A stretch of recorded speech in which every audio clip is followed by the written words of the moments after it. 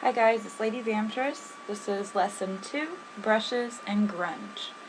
I went over brushes very lightly in the first lesson when we were talking about adding your fantasy light pack to your brushes and how to use them. I'm going to go into it a little bit more in this tutorial, and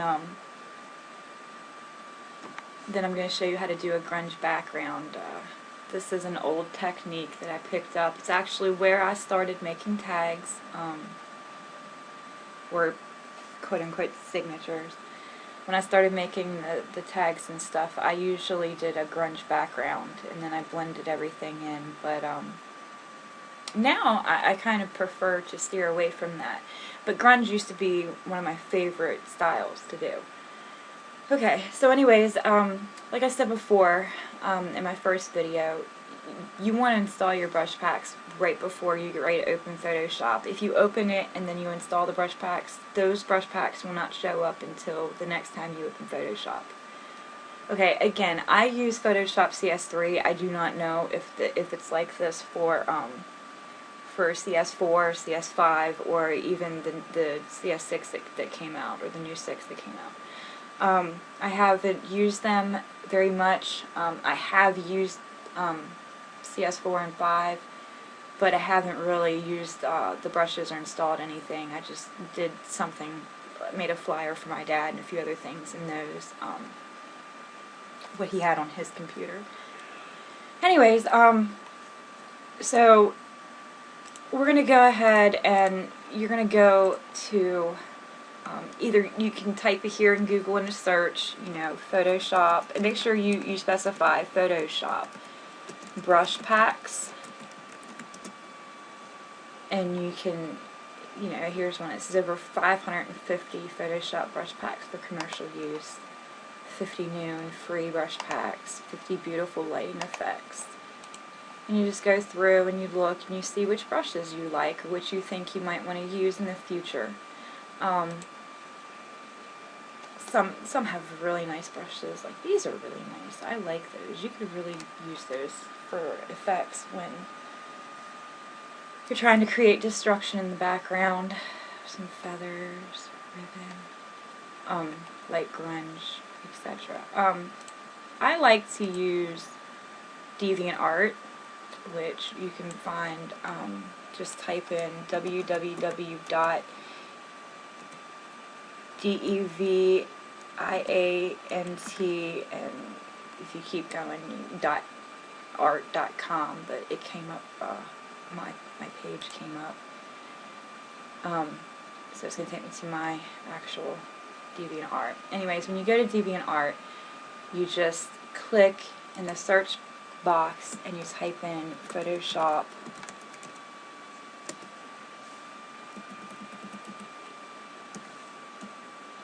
brush packs,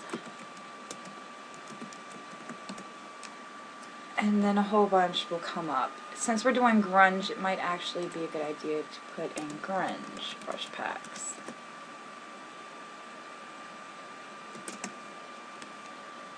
And some grunge ones will come up. And just look for some really nice ones. Here's some that I don't think I have that I can install really fast. I like the grunge pattern. Sometimes you have to read this to see what Photoshop it will work for. Most of them work for Photoshop CS and above. Most of them that you can find these days, but this one says it works for 7 and up. So as long as you have something that was made after 7, then you're good. You can download this by going to download file over here, save file,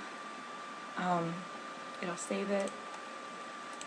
Okay, so then you just close all that out once you get all the brushes you want to get, and get a few packs. I already have a whole bunch of grunge brushes, but you want to right click, go to copy, and then you want to go into your computer, into your local disk, into your program files. I have 2 different ones and have found out that my Adobe Photoshop is in this program file times 86 on Adobe. find Adobe Photoshop CS3 or whatever one you're using.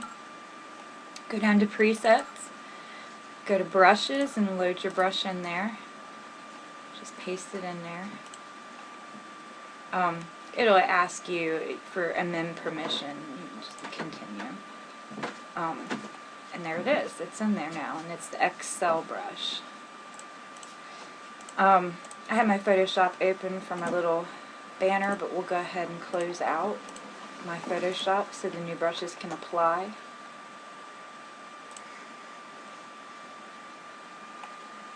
Okay, so you want to open a new canvas. So go to File, New. Usually 400, around 200 is a good size for a tag. Okay, open this up all the way. Now you can start off with a background two different ways here. You can either come over here, click and hold until your paint bucket shows up, select it, and fill the background with black, and then start doing the brushing in white. Or you can start off, let me see, go to filter, render, clouds, yeah. You can start off by, on your first layer, without doing anything, go to filter, go to render, and put clouds in there, and you can then push Control F and select through it. What you want is a nice effect. You want some parts of it to be kind of dark, other parts to be kind of light. So keep pushing Control F until you find a good background.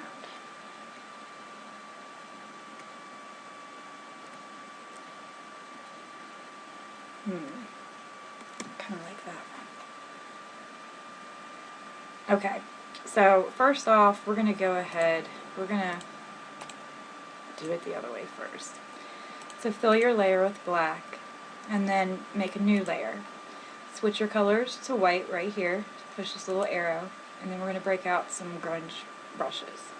So you're going to click on your brushes, you're going to go up here to the arrow, you're going to go up here to the circle and the arrow, you're going to click it, and then you're going to find the brush packs that you loaded up for the grunge brushing. Now I have several grunge brush packs, but the one that I just did is right here, Excel. You're going to load them, and then you're going to pick a brush. It don't matter what brush, whatever strikes your fancy, and then you're going to brush on the layer. In spots. You don't have to, like, you know, do this or, you know, or try to get it all centered and stuff. Just click wherever. Use different parts of the brush. You can even switch brushes out, use a different brush,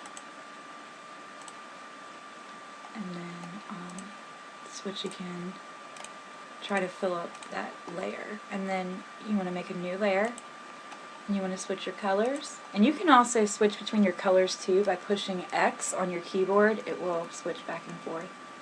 So we're going to use black. I'm going to change the brush again. We're going to brush a little bit here and there. Switch the brushes up if you want.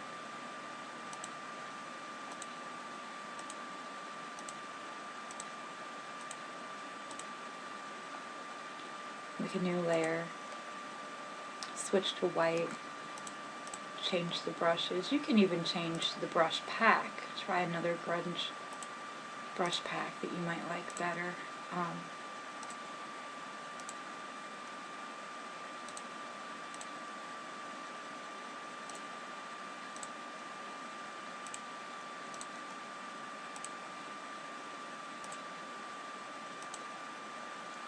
And you can make a new layer, get another brush pack,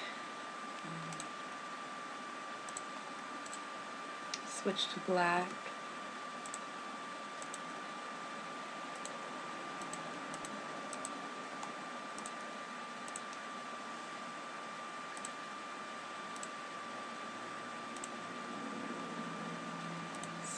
new layer, switch to white.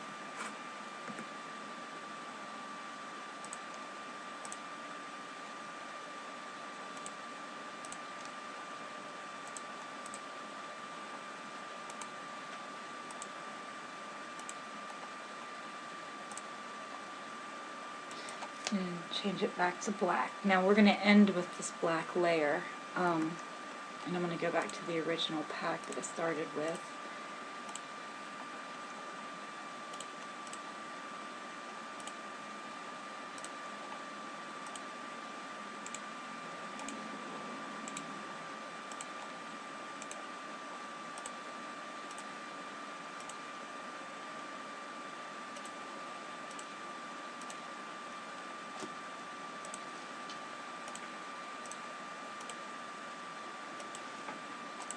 Okay.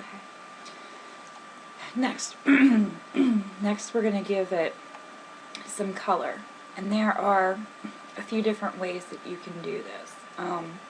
And just so you can see, if I would have added the clouds in the beginning,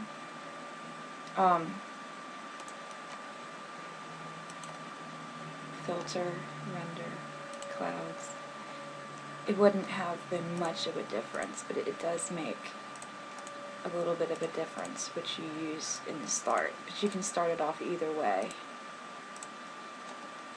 Okay, so you can change the color in a few different ways. You can add new layers, pick a color that you want it to be. Say you want it to be blue.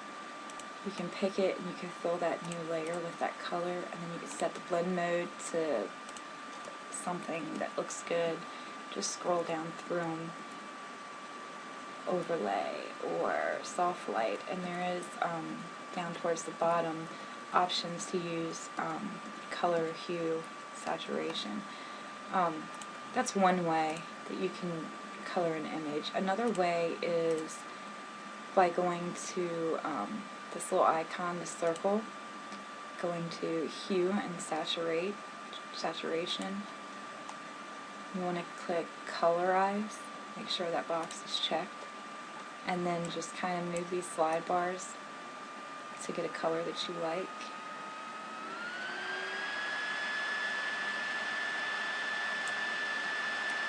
And you can make it as intense as you want, as light or dark as you want. Just pick a nice little color. You can also go there and go to color balance, and you can move these sliders around to make other colors as well, but these colors are a little limited. But this is another good way to do it. You can come down here and work on the shadows, make them a different color.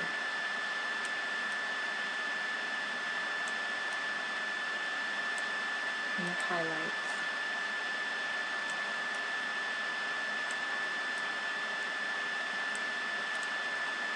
So either way is fine. I kind of like the hue and saturation way better. You have more colors to pick from. I think that's pretty much the only way to change it. Color. I'm sure there's other ways, but okay. Anyways, now we're going to add some curves and some layer adjustments to it to kind of make it pop out a little more. So you go to that little half circle, or circle of half black, half tan. You go to curves, make 2 points, move the first one up a little bit above the line, maybe down this way, move the other one down below the line.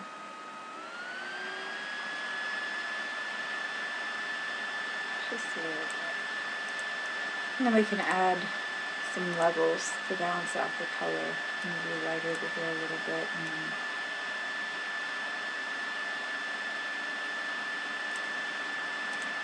you can see a little bit of a difference that they make. And that's pretty much it. If you have any questions, just let me know. Thanks for watching.